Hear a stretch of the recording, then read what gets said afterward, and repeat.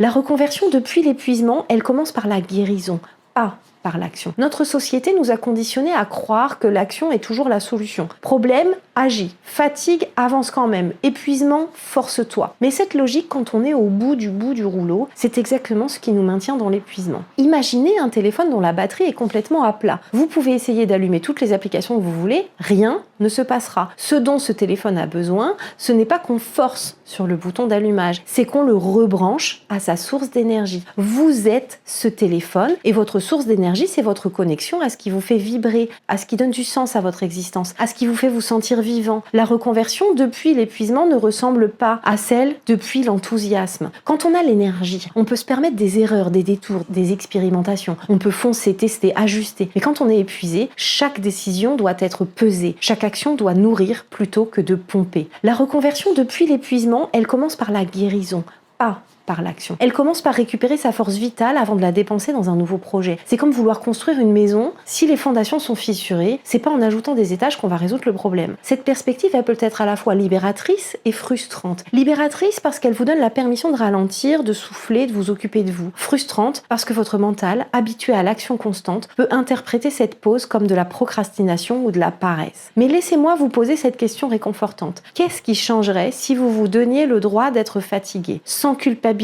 le temps de retrouver votre force? Qu'est-ce qui se passerait si au lieu de vous flageller pour votre épuisement, vous l'honoriez comme une étape nécessaire de votre transformation? Parce que c'est exactement ce que c'est. Votre épuisement n'est pas un détour sur le chemin de votre reconversion, il est le chemin. Il est le processus par lequel votre ancienne vie se décompose pour faire place à la nouvelle. Comme une chenille dans son cocon. Vous êtes en pleine métamorphose. Et la métamorphose, ça prend le temps que ça prend. L'art, c'est d'apprendre à être patient avec ce processus, tout en restant attentif aux signes de renaissance qui émergent lentement.